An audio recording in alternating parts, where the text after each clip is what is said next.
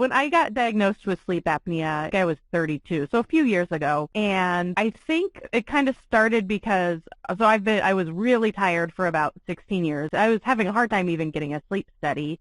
Finally got the sleep study, and they said sleep apnea. And I kind of was like, no, there's no way I can have sleep apnea because I'm a cute-ish girl. Before we get started, I have a quick favor. I've been self-funding the Finding Genius podcast for 5 years now. I've done over 3,000 episodes. And as you can see on YouTube, we're up over 1 million views on the channel, which is fantastic. The next thing I really want to push on is to get up to 10,000 subscribers. Because once we do, we'll be able to put a donate button, and we'll be able to solicit donations to help keep the podcast running and to also get the Finding Genius Foundation moving along. We have a big project studying anxiety, depression, and PTSD, and working on a product to help people overcome these problems, because I've seen them explode recently after the last 2 years of the whole virus situation. So if you would, please subscribe to the podcast. That would help us tremendously. Give us a thumbs up, and check in the description for Buy Me a Coffee. It's about $5. If you could buy me a coffee, I'd really appreciate it. It would help keep the channel going, and I love coffee. Thank you. Forget frequently asked questions, common sense, common knowledge, or Google. How about advice from a real genius? 95% of people in any profession are good enough to be qualified and licensed. 5% go above and beyond. They become very good at what they do, but only 0.1% are real geniuses. Richard Jacobs has made it his life's mission to find them for you. He hunts down and interviews geniuses in every field: sleep science, cancer, stem cells, ketogenic diets, and more. Here come the geniuses. This is the Finding Genius Podcast with Richard Jacobs. Hello, this is Richard Jacobs with the Finding Genius Podcast, now part of the Finding Genius Foundation. And I have Stacy Erickson Edwards. She's the founder of cpapBabes.com.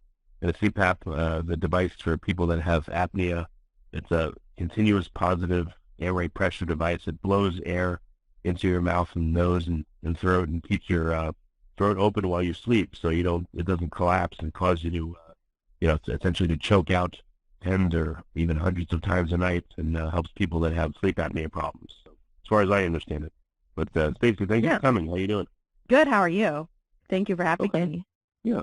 So tell me, I don't know, CPAPBabes, it sounds like, I don't know, I think of gorgeous women wearing CPAPs or something and modeling them, but what's the premise of the whole effort? Yeah, so when I got diagnosed with sleep apnea, I'm 35 now, I think I was 32, so a few years ago, and I think it kind of started because, I was really tired for about 16 years. I was having a hard time getting a diagnosis. I was having a hard time even getting a sleep study. Finally got the sleep study, and they said sleep apnea. And I kind of was like, no, there's no way I can have sleep apnea because I'm a cute-ish girl. I always thought it was just big, heavy men who had it, who snored loudly, and I didn't do that. So I got the machine, and I think the first night I was kind of embarrassed, and then the second night I just took a picture and said, I look babely. I'm a babe. And so I just started using this hashtag CPAPBabes, and I was like, it's very important that one, people see that there's, this machine that has this really, really bad rap. I mean, people would rather die than wear this machine sometimes. So I wanted to kind of bring some light to it and just I'm babely, I have this machine, I'm well rested, I'm healthy, I'm not dying. So yeah, I'm a CPAP babe. It just kind of started out to be a fun thing because I think the machine gets so much hate, and I don't think that's really fair, and I think that stigma really prevents people from seeking treatment, and it's scary because sleep apnea really is a serious condition that can cause all sorts of bad health issues. So I just wanted to kind of bring some light to it, make it fun, but without making it a joke. Yeah, that's interesting. You would think on the one hand you're sleeping, we're going to see you sleeping, but I know it could be definitely could be a stigma. I mean, I may need one. I have to go for a sleep study, but yeah, I guess my thoughts about it are, if other people find out you have one, they'll think that you're bad or you did something wrong or there's something wrong with you that you have to have this. So I don't know how women would feel about it versus men. I guess men would feel like they're not powerful and they're not capable women, I don't know how it would affect them mentally, but what are your thoughts there? Well, I think the most common myth about sleep apnea is that you have to be overweight to have it, and that's just not true. So I think part of it, there's a huge stigma against people who are overweight. So I think that's part of it. If they, some people are like, oh, you have a CPAP. Well, this is what you should be doing to not have a CPAP. And I don't think everything should be about do everything in your power to get off this machine. I think it can be like, I have this machine and I'm accepting it and it's okay. So I think, I don't know exactly what the stigma is. I think it's just that it's ugly. It is part of it. It's ugly and it's associated with kind of being overweight. And I think it's okay to be overweight personally. Like, I think that there's more important things to worry about. But, I think as a woman, I'm actually very glad that I was diagnosed in my 30s rather than in my 20s, because I think in my 20s I would have been almost too proud to wear. I don't need that. Oh, I can do something about this. Oh, there's something else. When in reality, if you aren't sleeping well, for example, your sleep apnea is weight related, it isn't always, and you can't even lose that weight unless you're getting good enough sleep to have the energy to change your habits anyway. So it's very complicated. I think there's so much wrapped into it. So obviously I got a little off track there, but yeah, as a woman, one of the things that's been interesting about having CPAP Babe is people will get the machine and then they'll send me a message and they'll be like, I really did not want this machine, but I saw you making this kind of fun and it made it easier for me to accept, and now I'm using it regularly. And that's been very powerful for me. I think a lot of times people just need a good role model, or even just to know that they're not alone, I think is very important, because I think especially women my age will go into it and be like, oh my gosh, no one else in their 30s has a CPAP, and then lots of us do, and it's not a bad thing. It's actually really helping us function and be the best women we can be. So, and funny enough, after I got diagnosed, my husband had been diagnosed before me, but just never followed up and got his machine. So after I got diagnosed and got my machine, he actually followed up, and he's doing a lot better just with his health, and with even at work. He was very cranky before, and he does a lot better at work now because he's sleeping better. So it's been really cool to see just how it's affected my whole family. Yeah. Well, I'm looking at some of the pictures. It's not only women on the site, but I see men and, older people, younger people. So, yeah. Yeah, babies. Yeah, look. Yeah. Sometimes little kids don't have it. Yeah, that's something I learned recently that surprised me, that kids can have sleep apnea, and you shouldn't just assume that because they're kids they can't. And then, like you said, just because someone's heavy doesn't mean they have it. Just because they're thin doesn't mean they don't have it. So I guess it affects anyone.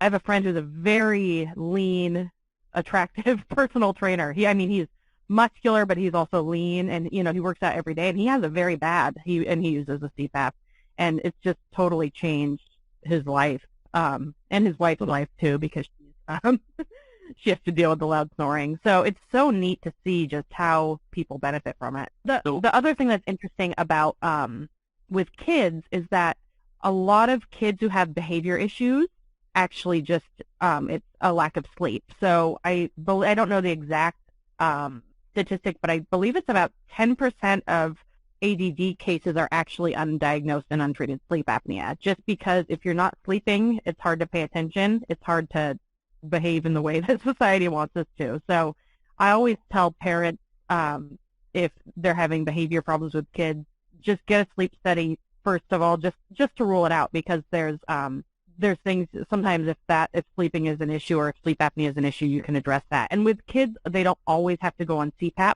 Sometimes they can remove their tonsils and their adenoids, and that makes their sleep apnea go away. So it's just very interesting. I think there's a whole world with sleep apnea and CPAP that we just do not know about, that I didn't know about before I got diagnosed and kind of got into it. And that's kind of why I do what I do, because I just think I could have felt better way earlier if I would have known all this stuff when I was younger. Yeah. Besides making it seem okay and showing pictures and showing that, not everyone's alone and all that, can anything be done to make the CPAP itself look better, look less scary, Or is that not really where you think the magic is? It's more the community of knowing who has one and that it's okay that, oh look, this lady is only 25 and she's thin and she has Yeah. one, so I'm not a bad person for having one, for instance. Or is there more to Yeah. like literally the looks of it? Do you think that would have an effect? Yes, I would. I mean, if there's any CPAP companies listening who want to hire me as a consultant, I think there's so much that can be done with the masks just to make them fun. There's one company makes a machine with flowers on it, and then there's a mask called the For Her mask that's purple. But I think as people, younger people, millennials, I guess I'm a millennial, are getting diagnosed, I think there's a huge opportunity to make them more attractive and make them kind of fun. I think they've put a lot of time into making them more comfortable in the past years. Like there's lots of different masks and like configurations on your face that different places. They have one right now where the hose comes out of the top of your head instead of your nose, so that's supposed to be more comfortable.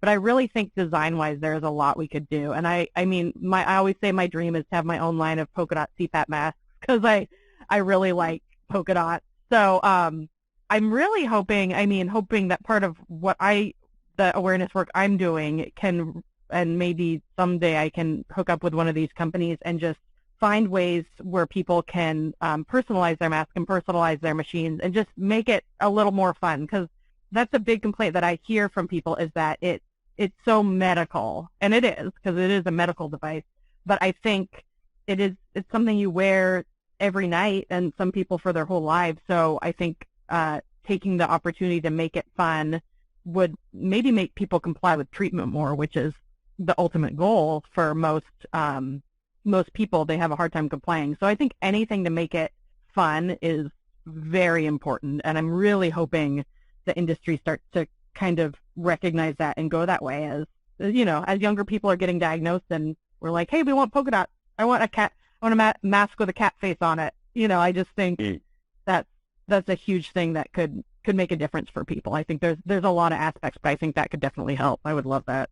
What about, since you're thinking along these lines and since you use one, what things about it would you say should be changed? Maybe, a lot of people reject them. They can't use them. They say they can't get used to them, and so they don't, unfortunately. So why do you think that happens, and what have you thought of that maybe could make the CPAPs better? If you had they gave you a couple $1 million and said, all right, make it better, that people will be able to use better, what would you do to make it different?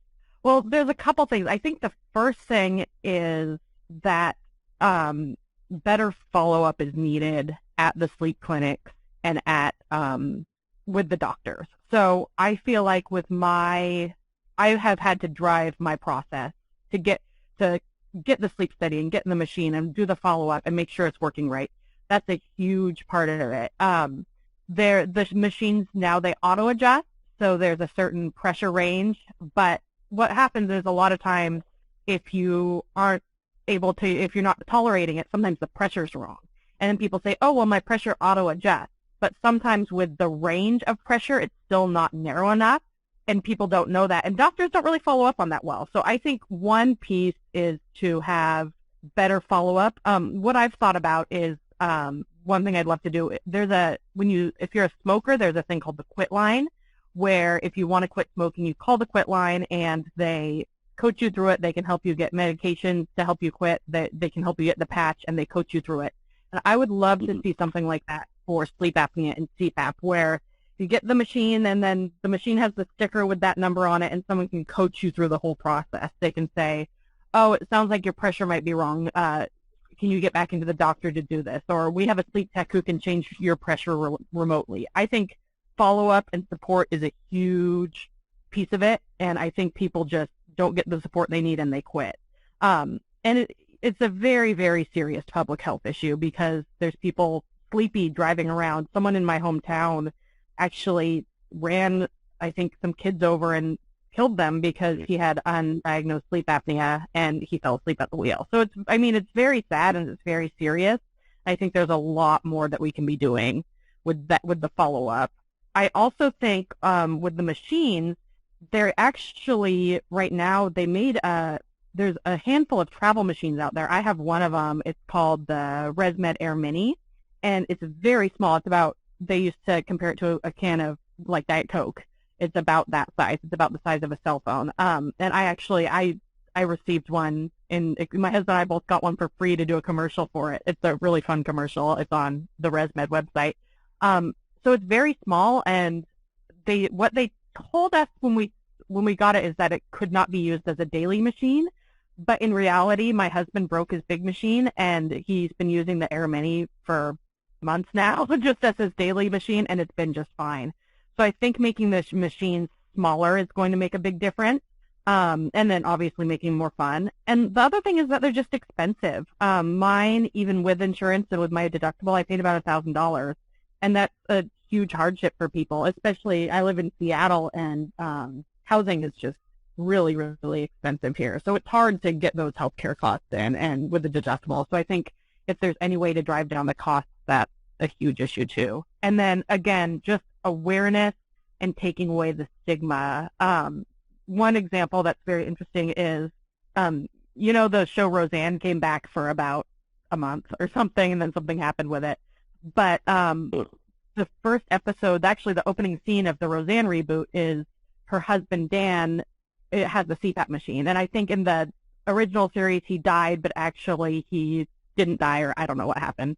But I guess he probably had sleep apnea, and that's why they thought he died. He had a heart attack, which sleep apnea can cause heart attacks. But when this reboot was happening, I saw this article, and it said, Roseanne's back with the same cast, the same characters, and a horrifying CPAP machine. And I was really upset about that, and I probably did a ranty video on YouTube, and I sent the people who wrote that article a letter, because putting that kind of language out around it, horrifying, they could have just said, and a CPAP machine. But I think that it's really contributing to the stigma, and it's hurting people's health a lot. So I think finding a way to change the way we think about it and change our mindset about it is going to really help us make progress in getting more people the treatment that they need. So yeah, mindset's a huge part of it, and just the public image, and that's really what I'm hoping I'm doing. One tiny bit at a time is just making people feel okay about it. So there's just so much wrapped up in it that needs to be changed, and I want it to happen. I'm hoping as time goes on we can really do that. Even if it's just a little, even if it's just 10 people stick with treatment for longer, I think that can be really powerful. Or why don't you since you have an audience, why don't you do a service? You have to disclaim that it's not medical advice, but you could see if people that in your audience are willing to have a buddy. Let's say you can get assigned a CPAP buddy, an experienced user, for like the first 30 days, and they'll check in with you like, I don't know, once a week or something, or once every few days, and help you. I've definitely thought about that. There is a company right now named Lofta, and they have a coach that they can assign you when you get your sleep study through them. I'm so passionate about so many things, so there's so many things I want to do. Interestingly, I have, in addition to sleep apnea, I have a different sleep disorder that's similar to narcolepsy, so I'm just tired all the time. Funny enough, I feel like a very it feels weird as a sleep apnea advocate to say that I'm tired, but I do have an underlying sleep disorder called idiopathic hypersomnia. My grandma had narcolepsy, so that unfortunately interferes with a lot of what I can do. But at the same time, what's so great about that is having both of those, I'm able to participate in lots of different kind of awareness opportunities. Like I just went to DC and talked about funding sleep research and that sort of thing. So I would love in the future to be able to start some sort of business. I've thought about becoming a sleep tech so I could be like a coach, just coach people on sleep apnea. But yeah, it's hard to know what I can do with a medical background or not, sort of thing. So I have lots of good ideas in my head, but it's just kind of finding the time and energy to do, and money to do them. So but right now I think there's a couple really big things I've done lately. I just did a video for a very big website, and so I'm hoping with that, just there's little ways I can get my message out and gain a following, and then hopefully be able to take on some of these projects and maybe get a little funding here or there. Maybe I think maybe there's a grant out there because I think it is needed. I can't do it alone with the amount of energy and I have a new baby too. Well, I have a 1-year-old now, so I'm just very passionate, and it's just always like, oh, there's all these things I want to do, but it's not in the cards quite yet. Hopefully, I'm hoping that something like that comes out because I think it's so needed. Right now, what's nice is I'm on Instagram a lot and I'm on Facebook a lot, and so sometimes people just send me a message and they're like, hey, I'm having a hard time with this, and I'm like, well, not medical advice, but maybe try these things. So it's nice even just on a small scale to be able to help people out and to be kind of the go-to person, even though it might not be legal. But I don't give medical advice. Well, I know. As long as you disclaim it and you tell people to check in their doctor, I think, well, again, I'm giving advice, but that may help. I don't know. You have to find out. Yeah, definitely. What are the most common problems that people come to you with, and, what are some of the general suggestions that may be able to affect them? I think one is people have a hard time keeping their mask on at night. And there's actually a guy on YouTube that is just the best. His name is The Lanky Lefty 27. And I refer people to his videos a lot because he basically looks at every problem you have and he can say, okay, here's what you should try. I think people's pressure is wrong a lot of the time. So talking to your doctor about a pressure adjustment. I mean, unfortunately, though, sometimes the doctors don't really know. So you're not supposed to do this, but I actually adjusted my own pressure. And you can find out how to do that on YouTube, but I didn't tell you that. And my doctor saw that I had done it, and he was like, did you do your own pressure? I'm like, yeah. He's like, it's fine. You have the knowledge to not mess yourself up. But there's also there's a couple Facebook groups for sleep apnea and CPAP that kind of will tell you that insider advice that have been very helpful. So I think wrong pressure is a common problem, and I think the other one is people have the wrong mask. So I think one thing people don't know is that in the beginning stages, your insurance usually lets you try a couple different masks to get the right fit. So the first 30 days of treatment, usually they'll say, okay, you can try a couple different masks. But then it's, again, the follow-up and getting into the doctor to do all that, and then also, sometimes if treatment hasn't kicked in yet, you're still really tired. So it's hard. But really, I think pressure is one of the most, the things that people struggle with the most, and they don't know how to change that or how to approach that. Well, what does that mean? If it's too little pressure, you'll still feel tired? If it's too much pressure, choke, or what happens? Yeah. So basically the pressure, there's a range. I'm trying to think of the technical term. So usually when you get the auto-adjusting machine, the pressure ranges from 4 centimeters of water pressure to 20 centimeters of water pressure. That's what it's set at, which I don't know exactly what that means, but it's basically how strong the air is. So I had that range, and at 4, and what my machine was doing, it had a ramp feature, so it would put me in at the 4 level, and it would blow the air in, but it wasn't enough air, so I felt like I was choking. And then after a half hour, it would ramp up to what I needed, which was, I think, like 8 to 10. So basically the range was too wide, and I wasn't able to get the air I needed. So I think sometimes if the pressure is too little, people feel like they can't breathe, and then they just take off the machine. So a lot of times there's just a pretty simple adjustment needed there.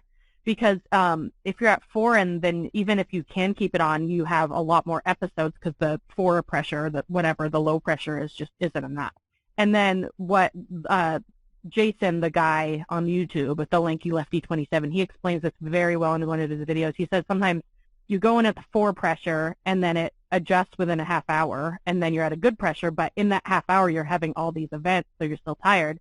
Then some people will shut off the machine in the middle of the night to get up and go to the bathroom and come back, and then it does it all over again. So it has to adjust all over again. So there's just you're having more events and you're extra tired. So, and it's very interesting how I've actually never heard a doctor talk about this. It's all stuff I've learned on my own, which I think is very telling, just how much support is needed for the whole thing. Yeah, that's true. Well, I heard they call the process titrating, and they have auto-titrating ones that are supposed to change as you need it. Yeah, and they used to, when they weren't auto-titrating, you'd usually have to go in and do a follow-up sleep study to titrate it. I don't think they do that a ton anymore. I think they still do it some, but I think the auto-adjusting machines were supposed to solve that, but I think there's really more needed than what the auto machines can do. I think you do really need a human to look at that and kind of see what's going on.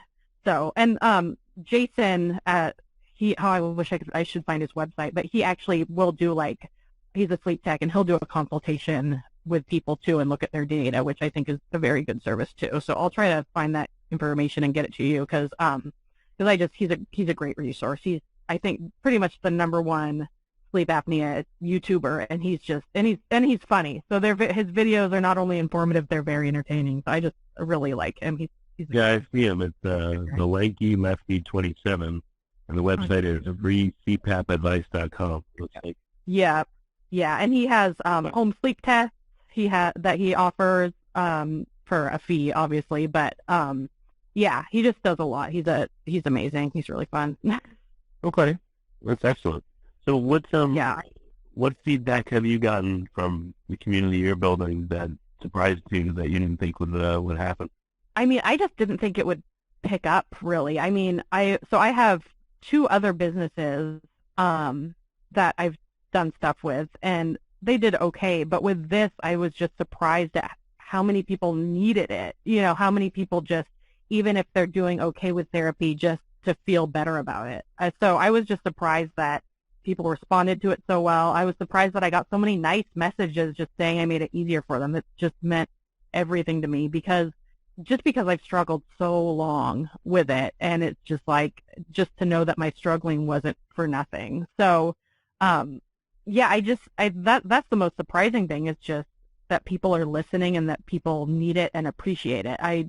And it's, it's a very weird kind of thing to have. I think I've done all these normal things in business. I have this home organizing business. I have a social media business, but then I get the weirdest, most niche thing and people respond to it.